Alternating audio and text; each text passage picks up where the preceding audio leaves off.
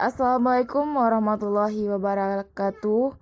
Jumpa lagi dengan kami kelompok 6 dengan saya Deena Sawia dengan NIM 1830403017 dan rekan saya yaitu Febri Suci Suryani dengan NIM 1830403032. Adapun dosen pengampu kami yaitu Ibu Elsa Fitri Amran SE MM MSI.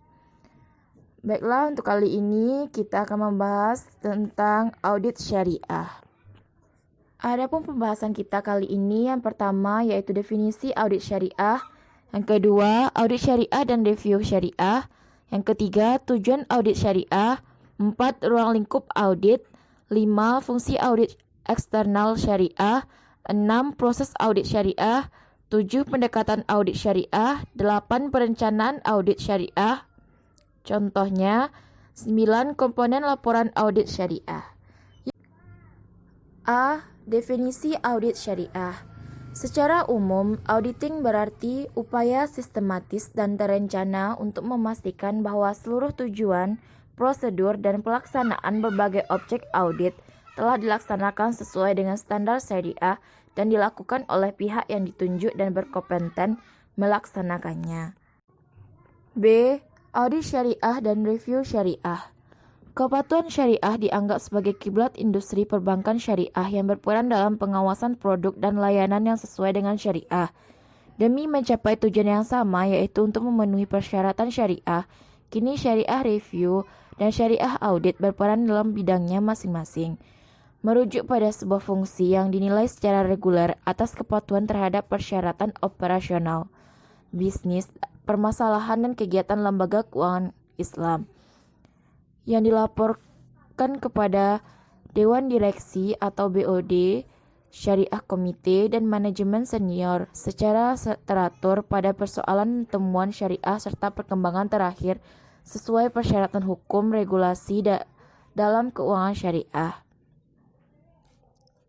Dalam sebuah konteks, audit syariah mengacu pada fungsi dalam penilaian independen atas kualitas dan efektivitas pengendalian internal, sistem manajemen, risiko proses tata kelola, serta kepatuhan keseluruhan operasi, bisnis, dan kegiatan lembaga keuangan Islam.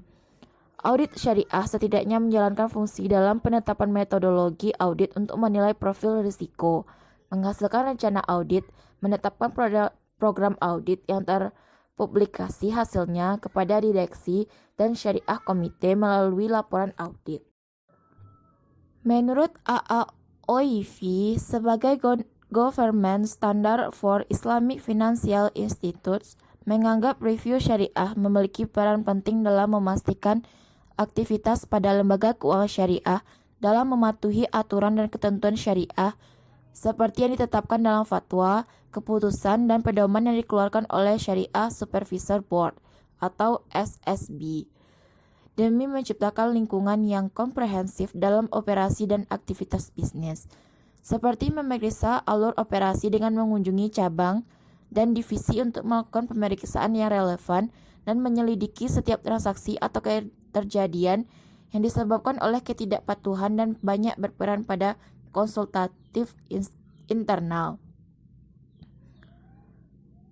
Membahas terkait review syariah yang diperankan oleh Departemen Kepatuhan dalam memastikan bahwa lembaga keuangan selalu patuh pada jalur yang ditentukan, sedangkan audit syariah berfokus pada pengendalian internal yang kuat, yang nantinya dapat memastikan tidak ada kendala sehingga butuh pemahaman mendalam terkait sistem pengendalian internal Bank Islam.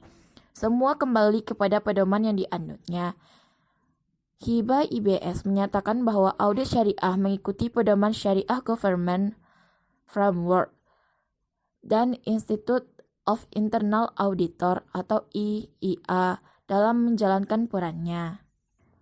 Dilihat dari kelengkapan data yang disajikan saat mengaudit sebuah laporan keuangan, seorang auditor syariah memiliki kelengkapan yang akurat dari segi kertas kerja dan substansi.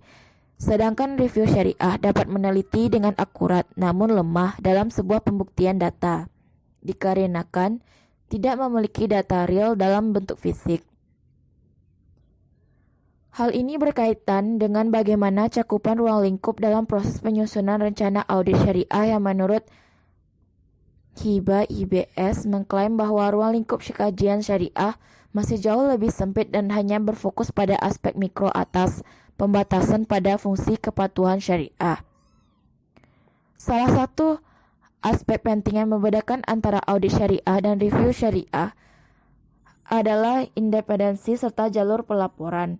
Menariknya, Syariah Komite menekankan keunikan audit syariah karena mereka dapat mengaudit Syariah Komite meskipun secara tidak langsung mereka perlu melaporkan ke Syariah Komite.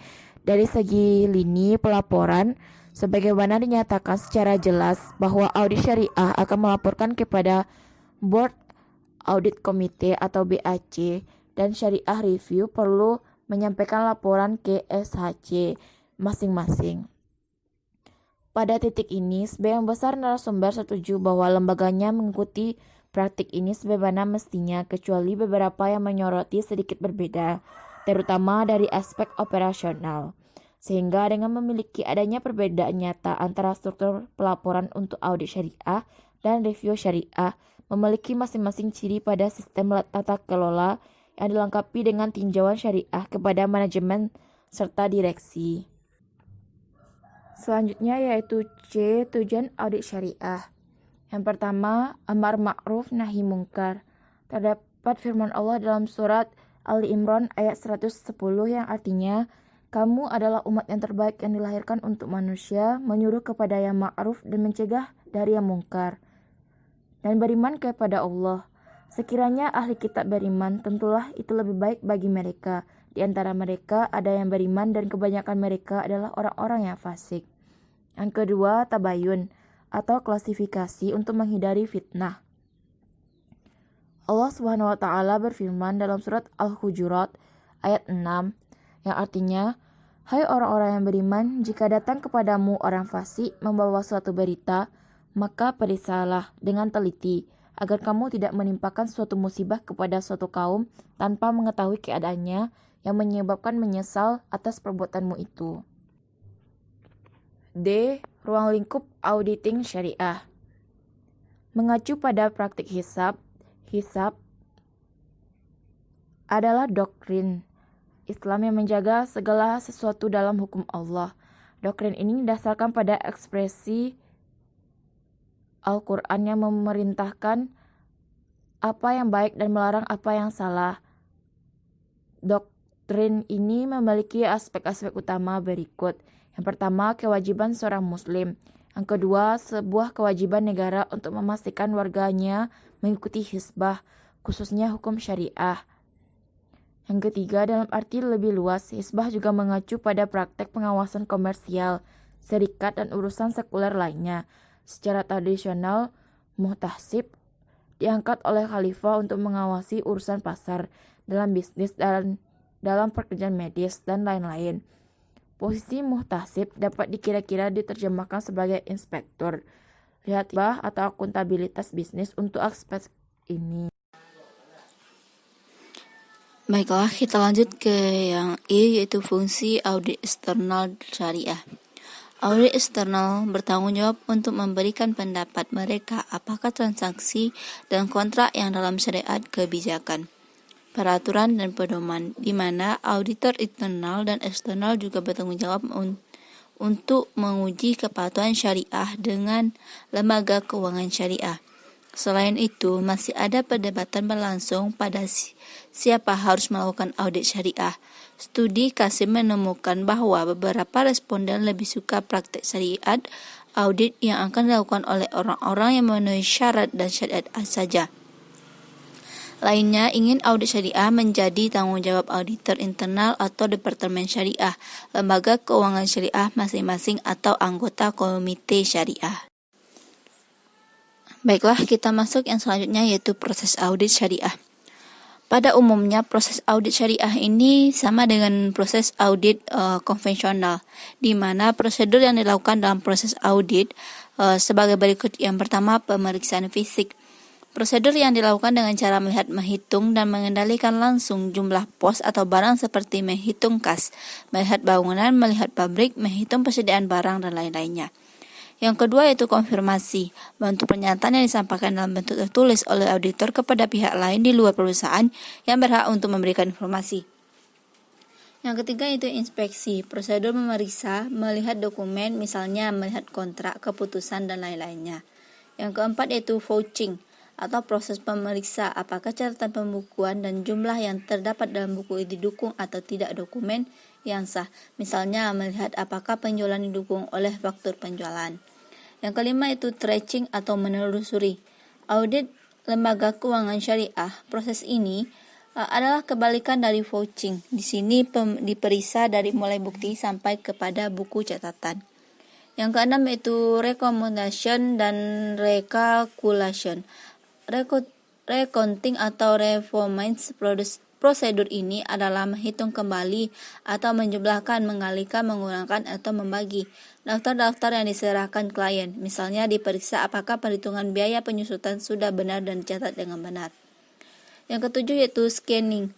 Scanning adalah melihat buku atau tabel-tabel secara sepintas untuk melihat kemungkinan adanya transaksi hal-hal yang tidak biasa atau hal yang tidak konsisten. Yang kedelapan yaitu tanya jawab atau inquiry. Kegiatan ini adalah menanyakan pimpinan staf pegawai yang ada berkaitan dengan tugas audit baik tertulis maupun lisan. Yang kesembilan yaitu observasi atau pengamatan. Pengamatan adalah prosedur melihat kegiatan pemeriksaan aktiva atau lokasi perusahaan. Yang kesepuluh yaitu prosedur pemeriksaan analitis, yaitu kegiatannya membuat analitis yang sistematis dengan jalan membanding-bandingkan, menghubungkan informasi yang satu dengan informasi yang lain yang berasal dari dalam perusahaan maupun dari luar perusahaan. Sekarang kita lanjut kepada pendekatan audit syariah. Pendekatan audit syariah terbagi atas beberapa. Yang pertama, pendekatan prinsip halal dan haram. Salah satu dari metode audit kepatuhan syariah adalah mengobservasi secara ketat kehalalan dan ketiadaan keharaman sebagaimana yang diperintahkan Allah Subhanahu wa taala. Yang kedua, pendekatan akad. Unsur-unsur halal dan haram berhubungan pada instrumen keuangan yang ditentukan oleh legalitas atau akad kontrak Islami. Akad dapat didefinisikan sebagai penghubung permohonan atau ijab dan penerimaan atau kabul. Pendekatan dokumentasi legal. Tujuan dari dokumentasi legal ini adalah sebagai sarana memberikan rasa aman dalam pelaksanaan transaksi, di mana hak-hak, kewajiban, dan tanggung jawab secara jelas terpaparkan pada kontrak. Yang keempat, pendekatan maqasid syariah. Tujuan dari maqasid syariah adalah menyediakan dan perlindungan hal-hal mendasar atau daruriyat dari seseorang yang jika tidak terpenuhi maka kelangsungan hidupnya akan terancam. Yang kelima, pendekatan pelaporan keuangan.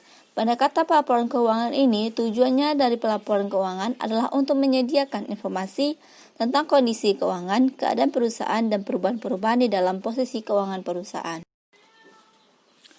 Selanjutnya itu perencanaan audit syariah. Perencanaan audit adalah total lamanya waktu yang dibutuhkan oleh auditor untuk melakukan perencanaan audit awal sampai pada pengembangan rencana audit dan program audit menyeluruh. Variabel ini diukur dengan menggunakan jam perencanaan audit. Perencanaan audit meliputi pengembangan strategi menyeluruh pelaksanaan dan lingkup audit yang diharapkan sifatnya lingkup dan saat perencanaan bervariasi dengan ukuran dan kompleksitas entitas, pengalaman mengenai entitas, dan pengetahuan tentang bisnis entitas. Adapun alasan untuk dilakukannya suatu audit, pelaksanaan audit akan melalui 4 tahapan yang berikut. Yang pertama, yaitu menerima dan mempertahankan klien. Yang kedua, merencanakan audit. Yang ketiga, melaksanakan pengujian audit. Yang keempat, melaporkan hasil temuan audit. Yang terakhir yaitu komponen laporan audit syariah. Komponen audit syariah terbagi atas beberapa. Yang pertama, pengungkapan kewajaran penyajian laporan keuangan dan unsur kepatuhan syariah. Yang kedua, memeriksa accounting dalam aspek produk, baik sumber data ataupun pembiayaan. Yang ketiga, pemeriksaan distribusi profit. Yang keempat, pengakuan pendapatan kas basis secara real. Yang kelima, pengakuan beban secara accrual basis. Yang keenam, dalam hubungan dengan bank korespondensi depository, pengakuan pendapatan dengan bagi hasil. Yang ketujuh, pemeriksaan atas sumber dan penggunaan zat. Yang kedelapan itu ada tidaknya transaksi yang mengandung unsur-unsur yang tidak sesuai dengan syariah. Baiklah, hanya itu penampilan dari kelompok 6. Terlebih dan kurang kami mohon maaf. Semoga bermanfaat dan wassalamualaikum warahmatullahi wabarakatuh.